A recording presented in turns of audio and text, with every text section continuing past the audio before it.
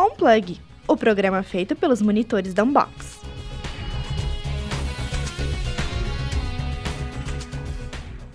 Olá pessoal, muito bom encontrar vocês aqui mais uma vez na Plug Rádio USCS. Sejam todos muito bem-vindos e bem-vindas. Esta é a edição do On Plug dessa sexta-feira, 10 de abril de 2026. Eu sou o João Pedro. E eu sou o Murilo Montenegro. Fiquem ligados nas notícias da semana, esportes, Giro USCS e muitas dicas culturais para poderem aproveitar o fim de semana. São Caetano do Sul recebe a segunda edição da Entoadinha Nordestina neste final de semana. São Bernardo e Fortaleza fazem confronto direto pela Série B, no estádio 1º de Maio. No Em Pauta, impactos e desafios do uso de celulares nas salas de aula das universidades. Parque Natural Estoril, em São Bernardo, ganha pacote de reformas e novas atrações. No Giro USCS, entrevista com o professor Antônio Guerra para saber tudo sobre a declaração do Imposto de Renda de 2026. No Só Coisa Boa, USP de Piracicaba realiza a primeira clonagem de um porco no país. Fiquem com a gente, o On Plug está só começando. O jornaleiro não passou, mas viemos te salvar. Está no ar as notícias da semana. Quem aí gosta de parque? O Parque Natural Estoril, em São Bernardo, deve passar por obras de revitalização, já que a ordem de serviço com essa finalidade já foi autorizada pela administração municipal. A área de lazer, localizada no Riacho Grande, teve um investimento de R$ 699 mil na primeira fase, com prazo de execução estimado de 60 dias. Apesar disso, a entrega de todas as obras está prevista somente para dezembro. A ideia é reformar os banheiros, fazer novos vestiários, reestruturar a bilheteria e estacionamento, além da construção de um espaço cultural, uma academia ao ar livre e um playground. Para o trabalho, além da verba destinada às reformas necessárias, todo o dinheiro angariado pela bilheteria do parque será totalmente reinvestido em melhorias no local. Diversão é o que não vai faltar para os são bernardenses. Diadema recebe neste domingo a 4ª Caminhada do Orgulho Autista. A iniciativa busca trazer reconhecimento e a valorização do transtorno, de forma a celebrar a inclusão. A concentração começa às 9h30 da manhã, com largada agendada para as 10 horas, na Avenida 7 de Setembro, próximo ao Centro Cultural Okinawa. Durante o dia do evento, a Prefeitura de Diadema vai disponibilizar transporte gratuito para os participantes, entre 9h40 da manhã e 1h30 da tarde. Gostou? Então anote aí os pontos de embarque para quem vai correr. Avenida Dom João VI com a Rua Santa Cruz, próximo ao reservatório da Sabesp. Rua Pau do Café, em frente ao futuro Céu da Educação. Praça Lauro Michels, número 30, no Parque Ecológico de Diadema. E no Largo do Serraria, na direção da Avenida Lico Maia com a Avenida Rotari. Vamos fazer parte dessa iniciativa tão bonita. Giro USCS. Vocês perguntam e a gente responde. O prazo para entregar a declaração do Imposto de Renda de 2026, ano base 2025, já começou e vai até o dia 29 de maio. O programa gerador da declaração e a opção pré-preenchida já estão disponíveis no site da Receita Federal desde o início do período. Devem declarar o imposto de renda, entre outras pessoas, o contribuinte que recebeu mais de R$ 35.584 em rendimentos tributáveis ao longo de todo o ano passado. Quer mais informações? O Natan Castro traz mais detalhes. Olá, Natan, é com você. Obrigado, João Pedro e Murilo. Ainda há tempo para entregar a declaração do imposto de renda, mas tem muita gente com dúvida. Por isso, aqui na USCS, há um serviço que auxilia no preenchimento deste documento. Quem conversa comigo sobre serviço é o professor de Ciências Contábeis Antônio Guerra Júnior. Seja bem-vindo ao Giro USCS, professor. Professor, quem tem direito a esse serviço de auxílio no preenchimento da declaração que a USCS oferece? No princípio, era para fazer para as pessoas com necessidade ou que não tivessem condições de pagar com profissionais especializados para efetuar o pagamento, o imposto de renda. Mas agora a gente abriu e está fazendo para qualquer tipo de pessoa que precise ou tenha alguma dúvida para ser esclarecida. Entendi. Então, tem alunos que podem vir, professores de outras áreas. Está aberto para a comunidade usquiana. O que a pessoa precisa trazer para que vocês possam auxiliá-la nesse processo? O que a gente pede para agilizar o processo é que ela tenha uma conta no Gov.br entre prata e bronze, porque assim a gente consegue puxar todas as informações que a Receita já tem dessa pessoa, né? Se ela recebeu alguma coisa por fora que ela não estava sabendo, que já está no banco de dados delas de recebimento, de fator gerador de imposto de renda, Então a gente pede principalmente que tenha essa senha. O resto a gente consegue fazer por aqui mesmo. Certo. E quais são as principais dúvidas de quem vem em busca desse serviço? Muitos vêm porque deixou de declarar alguma coisa, bloquearam o CPF dele, da pessoa, então ela precisa ser regularizada. Então, e como nós, detentores da ciências fiscais, a gente tenta auxiliar e até desbloquear o CPF da pessoa para que ela possa utilizar, né? Mas a maior parte é isso. E como também não está aquela ainda em vigor, que até 5 mil vai ser isento para não ter declarar imposto de renda, como não está em vigor ainda essa lei, então a gente ainda podemos atender e explicar qualquer coisa sobre o imposto de renda. E há quantos anos a USCS ajuda no preenchimento? A USCS eu acho que faz... esse ano estamos fazendo, é o 4º ano que a gente está fazendo. E até vamos dizer agora, dia 16 de abril, a gente vai receber um certificado de bronze pela Receita, pelos atendimentos feitos o ano passado, da quantidade de pessoas que a gente conseguiu atender o ano passado. E estávamos com outro coordenador do NAF, que era o professor Roberto Kovalik-Six, né, como teve o professor Elizer também. Então, são todos professores da casa, e a gente sabe que a maior parte dos professores de ciências contábeis são profissionais da área também, né? Então, quer dizer que enriquece muito todo esse trabalho feito. E a seriedade que a Receita Federal precisa também ter. Quem não entregar a declaração dentro do prazo paga a multa, mas há outras consequências além dessa? Então, a Receita está ficando mais rigorosa, porque antes você podia fazer no ano que passado, ano para frente, você só pagava a multa e pronto. Mas agora ela está bloqueando mesmo o número do CPF. E o que acontece isso para uma pessoa de certa idade que precisa, que não sabia também que tem que declarar? Ela acaba perdendo o direito de pegar remédios no posto de saúde, farmácia popular. Bloqueamos todas as assistenciais do Estado ou do município em relação a isso, ao CPF bloqueado. Então, quer dizer que se você deixar de não declarar, até de não estar apto a declarar, se não falar qualquer coisa, você tem esse risco de ser bloqueado o seu CPF. Aí, bloqueando o CPF, você não pode abrir conta bancária, não pode movimentar mais nada. A Receita está bem certa disso hoje em dia. Então, ela está querendo deixar tudo regularizado para que todo mundo consiga pagar aquilo que é de direito do imposto, né? Para finalizar, qual o horário de atendimento de vocês? Então, nós estamos com um horário um pouco apertado por causa de todo o meu trabalho, mas a gente está tentando focar nas quartas e quintas, das 15 horas até as 19 horas. A gente, lógico, que pode expandir um pouquinho mais, das 19 um pouco mais. E no sábado, como vai ser na parte da manhã e tarde, a gente crê que quem não conseguir vir nesses 2 dias da semana à tarde, pode vir nos sábados, no dia 16 de maio e 23 de maio, das 9 até as 13, que vai ser bem atendido e vai ter todos os seus problemas solucionados. Agradeço ao professor de Ciências Contábeis Antônio Guerra Júnior pela entrevista.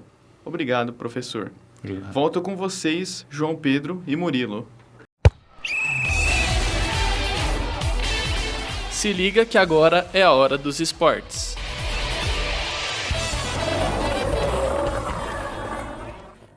O basquete brasileiro segue movimentado na temporada, com confrontos diretos e duelos pesadíssimos em busca do título da NBB. E um dos times que vem em grande fase é o KTO Minas, em terceiro lugar e mirando primeiríssimo. Um dos melhores jogadores vem quebrando recordes. Ricardo Fischer, armador do time e líder técnico, chegou recentemente a 2.000 assistências na história do NBB Caixa, em grande fase.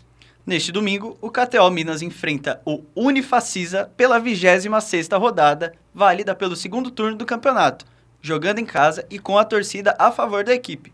Vamos torcer para ser mais um jogão no campeonato. E agora, para mais notícias de esportes, vamos com o Luiz de Augusto. Obrigado, João e Murilo. Em confronto direto na Série B, São Bernardo e Fortaleza se enfrentam pela primeira vez nesta temporada de 2026. A partida está agendada para este domingo, às 4 horas da tarde, no estádio 1º de Maio. O São Bernardo vem de uma fase de destaque, surpreendendo no início deste mês com uma vitória de virada sobre o Botafogo de São Paulo, pela Série B, logo após ter avançado na Copa do Brasil. E agora, o time de Catalá espera ganhar e se consolidar na parte de cima da tabela, afastando qualquer perigo de rebaixamento. Que o Bernô represente bem o nosso ABC. Volto com vocês, Murilo e João. Em pauta, a nossa entrevista da semana. O ambiente acadêmico vive um choque de realidade com o uso inadequado da tecnologia.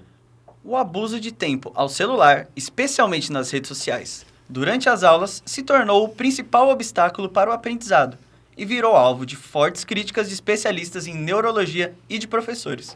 Segundo estudo realizado pelo PISA, Programa Internacional de Avaliação de Estudantes, 40% dos alunos perdem o foco nas aulas apenas por sentarem perto de um colega usando o smartphone. E o prejuízo é grande. Pesquisas da Universidade da Califórnia mostram que o cérebro leva mais de 23 minutos para recuperar a concentração profunda após uma única notificação. E de acordo com o Datafolha, 62% da população apoia a proibição total das telas em sala de aula, a exemplo do que já ocorre nos primeiros anos da educação básica. Para entendermos melhor toda essa questão, conversamos agora com a professora Sandra Cabral, que também é especialista em educação midiática. Seja bem-vinda ao Em Pauta, professora Sandra. Muito obrigada, agradeço estar aqui com vocês. Vamos lá falar de celular na sala de aula, né, gente? Professora, na sua visão, garantir o foco em uma sala universitária é papel da didática do professor ou exclusivamente da disciplina do aluno adulto? Na universidade do aluno adulto, né? Tem uma discussão bastante grande em pedagogia que é, o professor precisa atrair a atenção do aluno. Gente, o professor não é palhaço, ele não fez teatro, né? Então, assim, na educação básica, você ainda precisa, sim, ter uma didática lúdica, porque as crianças, elas se atentam muito mais à brincadeira, né? À parte lúdica. Agora, na universidade, a gente está lidando com adultos. E por que os adultos estão aqui? Porque eles querem adquirir conhecimento para uma profissão, né? Então, ele tem que ter isso em mente, e aí é ele que tem essa responsabilidade. Claro, a gente, sim, entende uma nova geração, então a gente traz atividades, né? Traz brincadeiras, etc. e tal, mas os alunos precisam realmente tomar para si a responsabilidade da educação deles, né? Os alunos precisam se responsabilizar pela educação deles. E Sandra, como que a universidade pode punir a distração sem proibir a tecnologia, que para muitos alunos é o meio de acesso aos materiais de estudo? Eu particularmente sou muito a favor da tecnologia. Eu acho que a tecnologia não é ruim e não é boa. Depende de como você usa. Então, se todo mundo usar adequadamente, eu acredito que ela deve permanecer na sala de aula. O problema é que independe um pouco do professor, por exemplo, porque os professores, vocês ouvem mais de uma vez na aula, gente, solta o celular, larga o celular. E aí ninguém larga. Então, independe muito do professor. Dá para usar o celular pedagogicamente. A gente tem estúdios de informática aqui, então a gente não usa muito. A gente vai para o estúdio de informática quando precisa usar a rede social ou a internet, fazer pesquisa. Mas universidades, por exemplo, que não têm laboratórios de informática, eles podem usar a internet no celular. Então, é orientar para isso, né? Mas eu acho que a punição é o último caso e eu, particularmente, aí é uma opinião pessoal, de uma pessoa que faz educação midiática, eu não sou a favor de proibições sem orientações. Só proibir não resolve. Como professora, qual sua reação ao ver alunos não prestando atenção em aulas, com sua atenção dominada pelos celulares? Primeiro, eu fico com um pequeno ódio, uma pequena raiva, vontade de ralar a cara da pessoa só brincando. Estou brincando. Mas eu fico assim, pensando, o que leva um aluno que está pagando a universidade, que veio até a universidade, saiu da casinha dele e fica no celular durante a aula. Eu fico pensando o que se passa na cabeça dessa pessoa, né? Porque se eu estou pagando alguma coisa, se eu me desloquei até aquele local, então eu fico no celular na minha casa, que eu não gasto nada, não me desloco, não, né? Então, eu fico pensando esse tipo de coisa. E aí a gente percebe que as dúvidas que os alunos trazem são coisas que nós falamos e que eles não prestaram atenção porque eles estavam ao celular. Raramente alguém tem uma dúvida de algo que a gente não falou. Então, isso é muito claro para a gente que é professor. E Pro, caso houvesse uma proibição dos celulares? Como você acha que os alunos iriam reagir a isso? Então, nós temos já 3 grandes universidades que já proibiram, desde o início do ano, o celular em sala de aula. São universidades, inclusive, referência, como o INSPER, a Fundação Getúlio Vargas, que é extremamente conceituada, e a ESPM, que também tem comunicação, que também são faculdades. Então, elas já proibiram, né? E eles já estão tendo bons resultados em termos de interação e em termos de atenção à aula. Então, eles já estão comprovando que está dando certo. Porém, eu acho que é o INSPER que tem abertura para uso didático. Então, o professor pode pedir para os alunos ligarem o celular para usar para a aula. Então, aí eu acho que ok, você tendo essa abertura de uso didático, eu acho legal. Agora, os alunos não vão gostar. Acredito que vai ter aluno que vai ter crise de abstinência, porque realmente tem estudantes que eles não conseguem soltar o celular, isso é muito complicado. Pode ser que no começo haja problemas, caso um dia, né, esse fator que você perguntou. Mas, com uso didático, você poder falar para o aluno, liga o celular que nós vamos fazer pesquisa, porque a gente não está com o laboratório disponível, né? Então, eu acho que aí sim pode ser, mas vai ter, sim, aluno reclamando. Pro, na sua opinião, o uso excessivo do celular nas aulas pode gerar profissionais mais rasos e menos preparados para lidar com as tarefas complexas? Com toda certeza. A gente já percebe, isso conversando com outros colegas na sala dos professores, que os alunos estão com menos repertório a cada nova geração que entra na faculdade.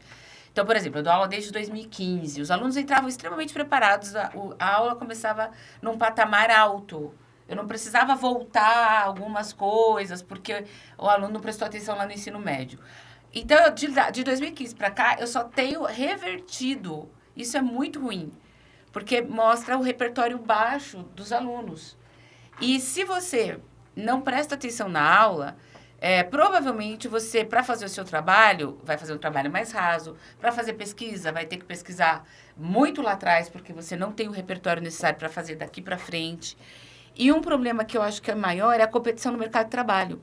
Porque você vai competir com gente que está com o repertório mais forte, que está prestando mais atenção na aula e que está desenvolvendo melhores trabalhos porque tem mais repertório. Né? É uma coisa, é círculo. É um círculo vicioso no caso. Você não tem repertório, sua pesquisa é mais rasa, seu trabalho é mais raso, sua entrega é menor. Você tem mais repertório, você lê mais, você sabe mais, seu trabalho é melhor e sua entrega é maior. Então, é isso. Então, eu acho que o aluno se sabota. Não é o professor, porque o professor sabe, né? O professor sabe. É o aluno que se sabota. E eu acho isso muito ruim. E a gente tem uma pesquisa, só para finalizar, não sei se já estourei meu tempo, que mostra que a gente tem perda de cognição quando a gente fica na rede social, por exemplo, no uso passivo. Só rolando tela, as suas conexões neurais, elas param de se formarem.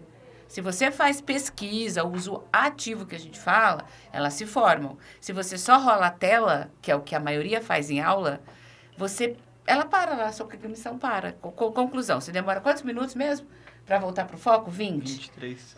Aí você já perdeu 20 minutos de aula, já desfocou 20 minutos, não está fazendo cognição, ou seja, atrapalha muito. Muito.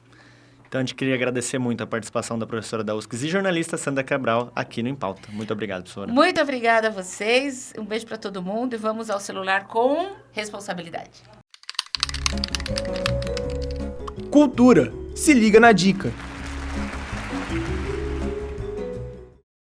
São Bernardo cedia a primeira feira de economia solidária e criativa do ABC. Os estúdios e pavilhões da cidade serão as sedes do evento entre os dias 23 e 26 deste mês. Promovido pelo Ministério da Cultura, o encontro valoriza e difunde o trabalho de artistas regionais das 7 cidades da nossa região, destacando artesanato, gastronomia e apresentações culturais. Serão 4 dias de atividades, com a abertura oficial da feira prevista para as 5 horas da tarde. Além de espaço para expositores, a programação contará com mesas de debates, oficinas e a participação de gestores públicos, agentes e instituições do setor cultural. As inscrições podem ser feitas pelo site www.fescabc.com.br. Repetindo, www.fescabc.com.br. Bora participar! É nesse final de semana. A cultura nordestina invade o Parque Cidade das Crianças em São Caetano do Sul, com a segunda edição da Entoadinha Nordestina. O encontro ocorre das 10 da manhã às 5 da tarde, com muita música, dança, contação de histórias e pratos típicos como baião de dois e acarajé. Para participar, basta levar 1 quilo de alimento não perecível. O Parque Cidade das Crianças fica na Alameda Conde de Porto Alegre, número 840, em São Caetano. Não perca, já que a diversão é garantida para toda a família. E aí? Vamos falar de coisa boa?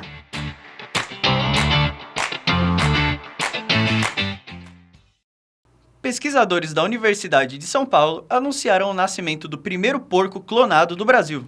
O animal nasceu saudável, com cerca de 2,5 kg em um laboratório em Piracicaba e faz parte de um projeto voltado ao xenotransplante, técnica que busca transplantar órgãos de animais para humanos. Um marco científico que pode ajudar a salvar milhares de vidas humanas por meio de transplante de órgãos. A expectativa é de que, no futuro, o tempo da lista de espera de transplantes de órgãos seja reduzida.